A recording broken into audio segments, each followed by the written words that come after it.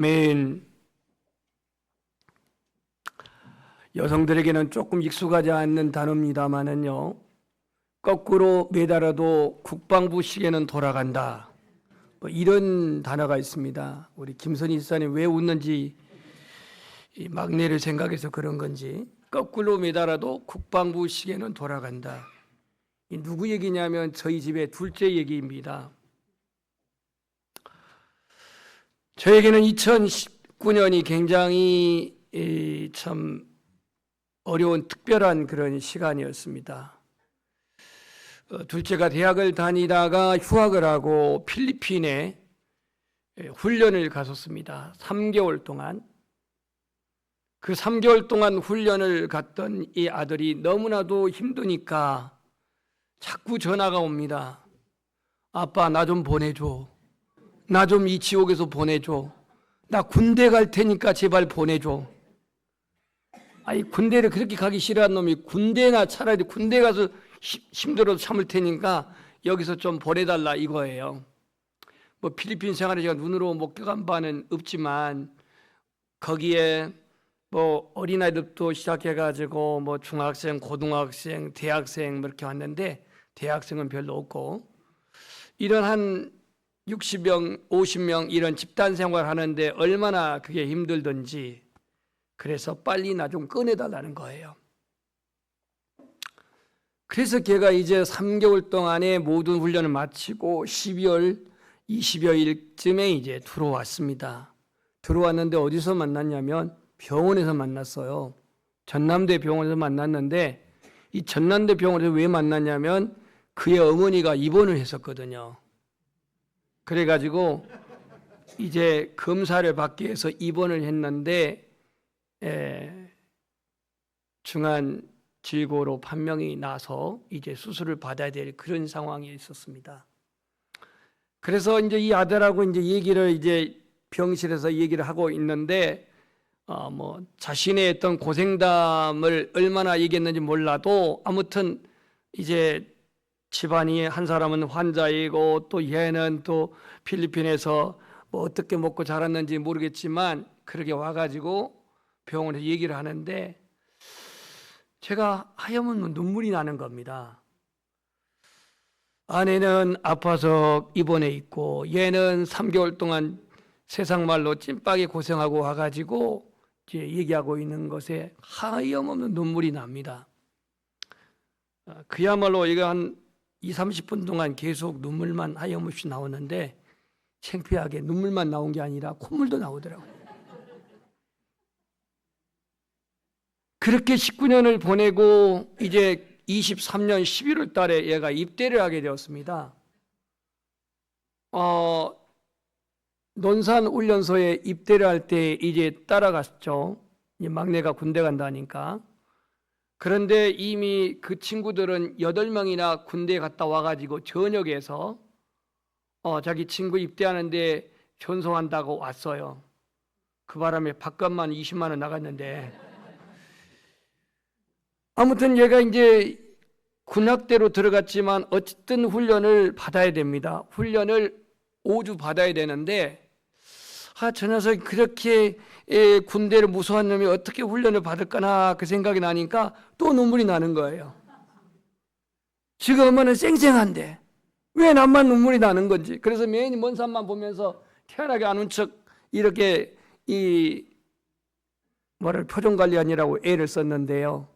그렇게 입대했더니 18개월이 언제 갔는지 다 마치고 이제 전역을 하게 된 거죠.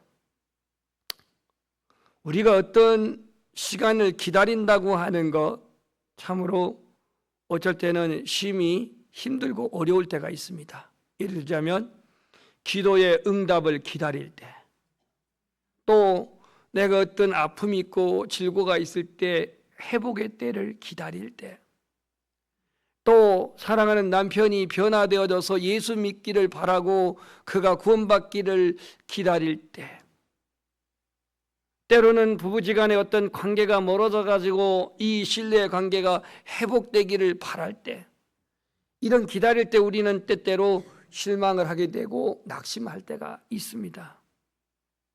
더더군다나 오늘 예수님의 제자들이 예수님께서 이제 고난을 받으시고 십자가에 죽으시고 이제 승천하시게 되면 이 제자들이 굉장히 힘든 나날이 이제 예견돼 있는데 이들에게 오늘 예수님께서 이런 말씀을 합니다.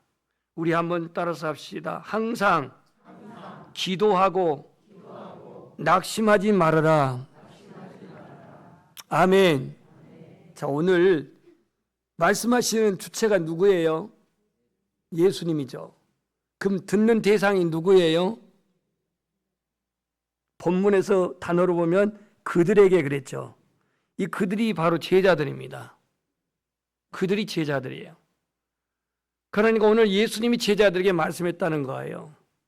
오늘 예수님이 우리에게 말씀하고 있는 거예요. 뭐라고? 항상 기도하고 낙심하지 말아라. 우리는 항상 기도한다고 하는 것이 참 쉬운 일이 아니에요. 데살로니가전서 5장 17절에 보면 쉬지 말고 기도하라 그랬는데 도대체 쉬지 말고 기도하는 것은 밥만 먹고 기도하라는 뜻인가 라고 생각할 수가 있겠으나 여기서 쉬지 말고 기도하라, 또 오늘 예수님이 항상 기도하고 하는 이 말은 반복적으로 계속해서 지속적으로 하나님 의지하고 하나님 신뢰하고 기도하라, 그런 뜻이에요. 여러분, 기도를 바치고 있는 두 가지 기둥이 있는데 그 두 가지 기둥의 첫째가 뭐냐면 겸손이고 그 다음이 믿음이에요. 겸손과 믿음인데 왜 기도를 바치고 있는 기둥이 겸손과 믿음이냐? 기도는요, 겸손으로부터 시작돼요. 진정한 겸손은 뭐냐면 하나님 앞에서 내가 누구인지 바르게 아는 거예요. 여러분, 하나님 앞에 나는 누구예요? 이름 대지 마세요. 하나님 앞에 우리는 너무너무 보잘것없는 죄인이고 나약한 존재이고 섰다고 하지만 금방 넘어지고 하나님과 결단하지만 3일 못 버티며 우리가 금방 회개하고도 똑같은 죄를 또 얼마 안 있어서 반복한 연약한 자인 것을 아는 것, 이것이 바로 겸손이에요. 그래서 이 기도는 겸손으로부터 시작되어져서 믿음을 통해서 기도가 세워지는데, 그러면 오늘 히브리서 11장 6절에 믿음을 뭐라고 말했냐면 믿음은 그가 계신 것과 그가 하나님이 계신 것과 하나님을 찾는 자들에게 상 주시는 이심을 믿어야 할지니라 그랬거든요. 그렇다면 오늘 기도를 통해서 우리는 누구를 믿느냐? 하나님을 믿는 거예요. 하나님의 무엇을 믿느냐? 하나님의 존재를 믿는 거예요. 하나님은 우리의 필요를 아시고 공급하시는 전능하신 선하신 인자하신 하나님을 믿는 거예요. 기도를 통해서 이 믿음이 우리에게 주어지고 기도를 통해서 이 믿음이 우리의 삶 속에서 실천되어지고 기도를 통해서 이 믿음이 더욱더 성숙한 믿음이 될 줄 믿습니다. 그래서 오늘 예수님은 항상 기도하고 낙심하지 말아야 한다라고 이렇게 말합니다. 그럼 제자들은 낙심할 수 있었느냐 이건데, 제자들은 낙심할 수 있었습니다. 왜 낙심할 수가 있었냐? 인자가 많은 고난을 받고 장로들과 대제사장들과 서기관들에게 버림받아 죽임을 당할 것이라고 말씀했다 그랬습니다. 인자가 많은 고난을 받고 장로들, 대제사장들, 서기관들에게 버림받아 죽임을 당할 것이라고 말씀했다 그랬습니다. 그리고 지난주에 말씀에 17장 25절에 그러나 그가 먼저 많은 고난을 받으며 이 세대에게 버림받아야 할지니라 이렇게 기록되고 있습니다. 예수님을 따른 제자들은 주님이 고난받고 십자가에 죽으신다 말했지만 제자들은 이스라엘의 회복이 군주 국가로서 주님이 왕으로서 통치하는 그런 나라가 회복될 것이라 기대했어요. 그래서 야고보와 요한은 주님에게 오른편과 왼편에 앉게 해달라고 이렇게 말했어요. 그래서 그들은 주님을 따를 때 모든 것을 버렸습니다. 배와 그물을 버려두고 주님을 따랐습니다. 이런 예수님을 따르는데 모든 인생을 다 걸고 따랐는데 정작 주님은 당국자들에게 조롱과 멸시를 당하고 신문을 당하고 매맞고 비참하게 맥없이 죽음을 당하는 것을 볼 때에 제자들은 실망이 이만저만이 아니었을 겁니다. 주님은 요한복음 14장 18절 다락방 훈화에 내가 너희를 고와 같이 버려두지 아니하고 다시 오겠다고 말씀을 하였습니다. 다시 오겠다고 하는 예수님을 오매골불만 기다리는데 주님은 더디 옵니다. 얼마나 낙심이 되겠습니까? 그래서 예수님께서는 내가 너희를 떠나면 보혜사를 너희에게 보낼 텐데 보혜사가 너희에게 오셔서 가르치고 생각나게 할 것이라고 이렇게 말씀을 합니다.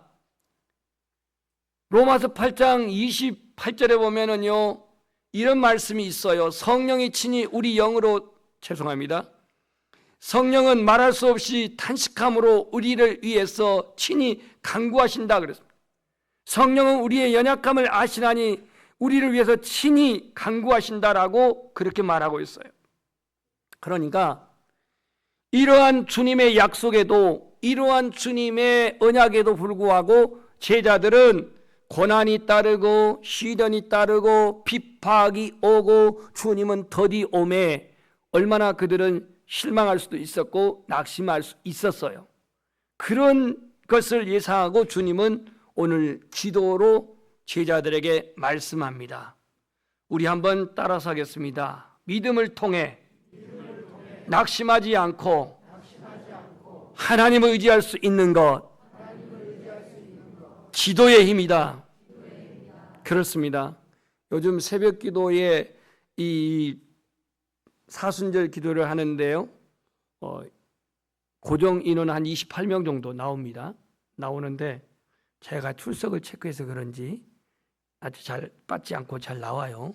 40일을 버티려고 그런지는 모르겠습니다만은 아무튼 와서 기도하니까 얼마나 힘이 나는지요. 여러분 이 사순절 기간에 오늘 주님께서도 기도를 지금 말씀하셨는데 다시 한번 여러분이 밤에 기도하든 낮에 기도하든 새벽에 기도하든 기도를 통해서 영혼의 경건함을 더 깊이 회복하는 은혜로운 사순절이 되기를 축복합니다. 자, 그러면 오늘 이 기도를 말씀하시면서 비유를 드십니다. 그 비유가 오늘 2절부터 시작되는데 어떤 도시를 배경으로 하고 있습니다. 이 어떤 도시에 두 인물이 나오는데요. 하나는 권력을 가진 자, 하나는 그냥 평범한 서민이자 가장 불쌍하고 가난한 한 사람이 등장합니다. 여기서 강력한 권력을 가진 한 사람은 하나님을 두려워하지 않고 사람을 무시하는 재판장이라 그랬습니다. 재판장. 예수님께서 여기서 기도의 비유를 말씀하는데 재판장을 여기에 등장시키고 있는가를 여러분 기억해야 합니다. 조금 이따 그 결과를 제가 말씀드릴게요. 그 내용을. 이 재판장이 나오고 거기에 반대급부에 오늘 한 과부가 있어 그랬습니다. 한 과부가 있어. 그 과부가 날마다 그 재판관에게 찾아가 가지고 내 원수에 대한 나의 원한을 풀어주소서라고 이렇게 자기 하소연을 부탁합니다. 자, 여기서 재판장의 생명은요 공정함에 있어요. 그죠? 판사가 돈 있는 사람한테 그냥 편파적으로 봐주고 가난한 사람 무시하고 세상 권력 있는 사람은 그냥 다 무마해줘 버리고 그냥 힘없는 사람은 막 온갖 모든 것을 다 집어씌워가지고 그렇게 판단한다면 이게 판사가 되겠습니까? 공정성을 잃어버리는 재판관은 있으나 마나예요. 근데 오늘 본문에 나와 있는 이 재판관은 하나님도 두려워하지 않고 사람을 무시하는 재판장이에요. 그러니 이 사람이 공정한 판단을 할 수가 있겠습니까? 가난한 사람의 소원을 들어주겠냐 이거예요. 있는 사람의 어떠한 재판을 할지 몰라도 이 사람은 하나님도 두려워 않고 사람도 무시하기 때문에 그냥 자신이 이득되지 않은 판결을 잘 내려주지 않았어요. 성경학자 바클레이는 이런 재판장을 당시에 이런 재판장을 강도 재판관이라 그래서 강도 재판관. 어떤 재판관? 강도 재판관. 그래서 오늘 예수님은 이 재판관을 불의한 재판관이라고 표현하고 있습니다. 6절에 주께서 또 이르시되 불의한 재판장이 말한 것을 들으라 그랬는데 이 재판관을 불의한 재판관이라고 말합니다. 물론 재판관이 무조건 어떠한 혐의나 어떠한 제목이나 어떠한 그런 과정을 생략하고 무조건 약자 편만 들어주는 것이 공정한 재판관은 아닙니다.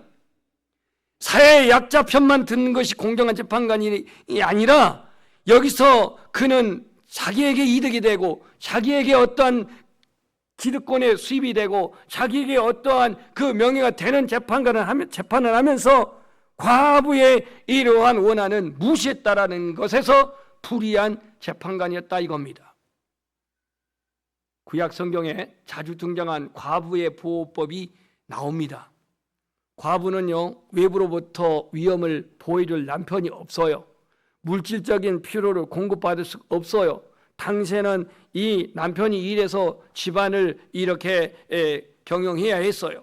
이런 때에 과부가 어떤 원한을 가지고 어떠한 정말 사정 가지고 왔는지는 알 수 없지만 이런 남편도 없고 그리고 남편이 없기 때문에 경제적인 그러한 공급도 받지 못한 이러한 연약한 이가 왔는데 그 원한을 무시했다 이거예요. 그러니 어디다가 호소합니까? 우리 신명기 24장 한번 보시면 이런 말씀이 있습니다. 찾지 마십시오. 과부를 보호하라고 말합니다. 하나님께서는 과부를 보호하라고 말합니다. 디모데전서 5장 3절에도 말합니다. 그러나 이 과부는 오늘 본문에 포기하지 않고 찾아갑니다. 포기하지 않고 찾아가서 이렇게 고백합니다. 우리 한번 고백합시다. 내 원수에 대한 나의 원한을 풀어주소서. 당시의 과부들은요, 가진 재산들도 부자들에게 빼앗기기도 했어요. 빚을 갚지 못할 때 재산을 빼앗아가고요, 심지어 빼앗아갈 재산이 없으면 자녀들까지도 종으로 그렇게 팔았던 시대였어요. 여러분 엘리야 시대 때 그 장면 보셨죠? 아들 둘을 그냥 빚 못 갚은다고 그렇게 그냥 잡아갈 그런 상황에 놓였을 때에 엘리사가 그릇을 많이 준비하라 해가지고 그 그릇에 기름을 채워서 팔아가지고 빚을 한 번에 다 정리한 사건이 나옵니다. 원수에 대한 원한이 어떤 내용인지 정확히 알 수는 없지만 이 과부로서는 자기 힘으로 해결할 수 없는, 자기 노력으로 해결할 수 없는, 자신의 어떤 경험으로 해결할 수 없는 이 일을 오늘 그 재판장에게 풀어주기를 바랬는데 재판장은 4절에 보니까 얼마 동안 듣지 않았다 그랬습니다. 이 얼마 동안이 몇 년인지는 알 수 없지만 듣지 않았다, 외면했다, 거절했다, 관심을 끊었다는 얘기예요.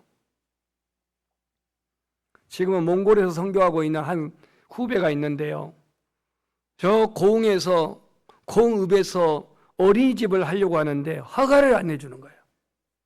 왜 허가를 안 내준가 했더니 그 어린이집을 독점하고 있는 한 원장님이 있었는데 이 원장님이 누구냐면은 지금 돌아가시는 고 박상천 국회의원의 며느리입니다. 그러니까 이 국회의원의 그 지위로 그 군청을 압박해가지고 다른 어린이집을 허가를 안 내주는 거예요. 그런데 이 후배가 그 허가를 내기 위해서 군청을 몇 번 찾아가냐면 26번 찾아갔대요. 대단하구나, 대단해. 26번 찾아가지고 군청 직원이 손을 들었어요. 그래가지고 아무리 그 박 의원 지금 고인됐지만 그 며느리가 독점하는 유일하게 하나 있는 그 유치원 이거를 제끼고 두 번째 유치원을 허가를 받았대요. 오늘 이 과부는 얼마 동안 안 들었는지는 알 수 없지만 아무튼 무시를 했는데 날마다 찾아가서, 날마다는 저의 애드립입니다. 찾아가가지고 원한을 풀어달라고 그렇게 말합니다. 그랬더니 이 오늘 과부가 이 지금 재판장이 어떤 반응을 보이는지 5절을 보겠습니다. 이 과부가 나를 번거롭게 하니 내가 그 원한을 풀어주리라. 그렇지 않으면 늘 와서 나를 괴롭게 하리라. 나를 괴롭게 하리라. 오늘 보니까요, 괴롭게 하리라고 하는 이 말이 번역에 뭐라고 나냐면 내 눈 밑을 때리리라 그랬어요. 여러분 눈을 밑을 때리게 되면 어떻게 돼요? 멍들어요, 멍들어. 그러니까 여기가 뭐 우리말로 눈탱이가 밤탱이 되면은 뭐 계란으로 막 돌리잖아요. 여러분들은 아마 돌려본 경험이 없을 거예요. 저도 안 맞아봐서 돌려보지 않았는데 이 눈밑이 멍이 들 정도로 이게 나를 괴롭게 하리라고 하는 번역이 내 눈밑을 때리리라 이렇게 번역이 되어 있어요. 과부는 불의한 재판관이 눈이 얻어맞을 정도로 눈이 멍들 정도로 그렇게 날마다 집요하게 찾아가서 요구했다 이겁니다. 그러면서 주님이 하신 말씀이 주께서 또 이르시되 불의한 재판관이 말한 것을 들으라. 그럼 불의한 재판관이 하는 말이 무슨 말을 했길래 내가 풀어주지 아니하면 그가 나를 괴롭게 하리라. 그가 나를 괴롭게 하리라. 이 말을 들으라 이거예요. 그러면서 오늘 주님이 하시는 말 부사가 바로 7절에 나와 있습니다. 이게 굉장히 중요해요. 그 부사가 뭐예요? 하물며입니다. 하물며. 하물며인데 이 하물며가 왜 중요하냐면 불의한 재판관도 과부의 원한을 들어줬는데 이 불의한 재판관이 아닌 하나님께서 그 밤낮 부르짖는 택하신 자들의 원한을 풀어주지 않겠느냐, 기도를 들어주지 않겠느냐, 억울함을 풀어주지 않겠느냐 이 말씀이에요. 그러니까 불의한 재판관과 연결하는 부사 하물며는 오늘 뒤에 있는 인물 하나님과 연관시켜요. 그러면 이제 아까 왜 재판장이라고 하는 이 단어를 써가지고 이 비유를 말씀했느냐? 바로 하나님이 의로운 재판관이에요. 지금 여러분 신명기 10장 17절 18절 있는데 저거 한번 읽어보세요. 시작.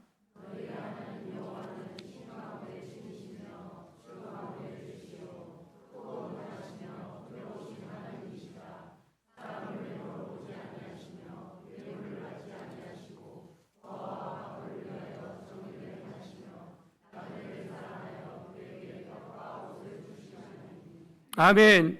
본문에 나와 있는 이 불의한 재판관과 완전히 상반적인 이 의로우신 재판장 하나님께서는 저기 본문에 보면은요, 사람을 외모로 보지 않고 뇌물을 받지 않고 고아와 과부를 위하여 정의를 행하시며 나그네를 사랑하여 그에게 떡과 옷을 주시는 이 하나님이 바로 의로우신 하나님이십니다. 전능하신 재판장이십니다. 산자와 죽은 자를 심판하시는 공의로우신 재판장이 하나님이십니다. 그 하나님이 오늘 그 택한 자들의 부르짖는 원한을 들어주지 않겠느냐?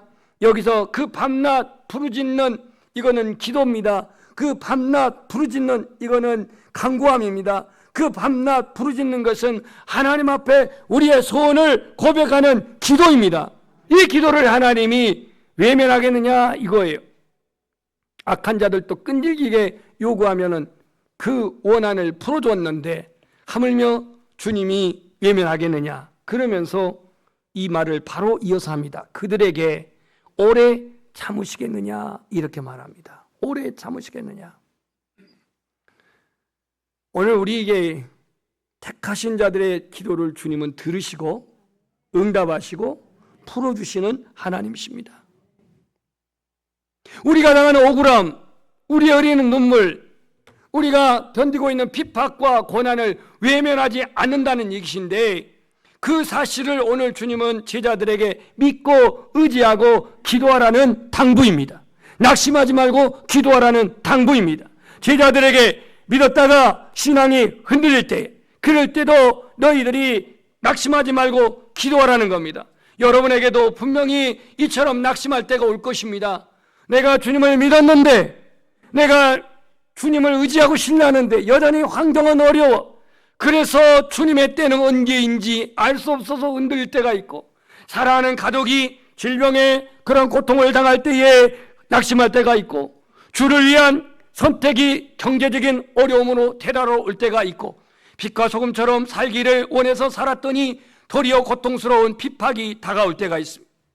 우리를 억압하는 자, 악한 자, 악인의 형통함, 이들이 더 잘 되는 것을 볼 때에 우리는 낙심할 때가 있어요.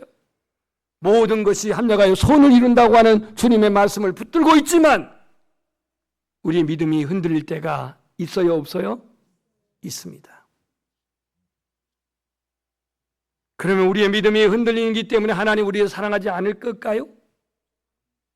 하나님께서 우리에게 좋은 것을 주신다고 말씀을 했는데 어떤 좋은 것을 주신다고 말씀했냐면 이렇게 말합니다. 우리 한번 읽어봅시다. 시작.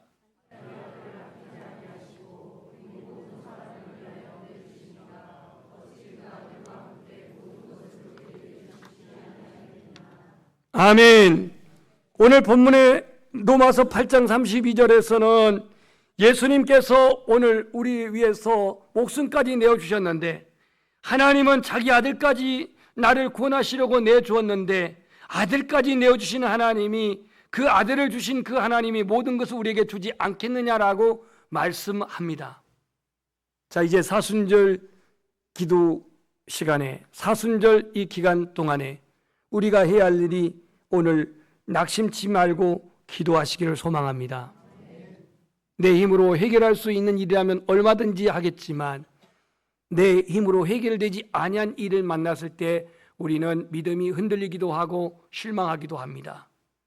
기대하고 소원하였던 일이 뜻대로 되지 않았을 때에 예를 들어 대학 입시라든지 취업 입시라든지 또는 건강이 회복되지 않았을 때 또 내가 믿고 의지하고 신뢰했던 관계가 끊어졌을 때에 학교에서의 학우와 직장에서의 동료와 교회 안에서 교우 관계와 가정 안에서의 부부 관계에 신뢰하던 관계가 깨어졌을 때 낙심하고 실망할 때가 있어요.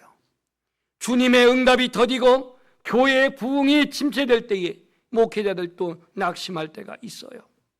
그러나 우리에게 낙심하지 말아야 할 충분한 이유가 오늘 주님은 이렇게 말씀합니다. 하나님이 그 밤낮 부르짖는 택한 자들의 원한을 풀어주지 않겠느냐.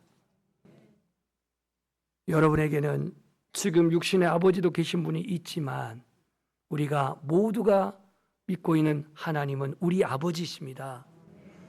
여러분 중에는 슬픔과 고통으로 밤을 지새운 분도 있을 수 있어요.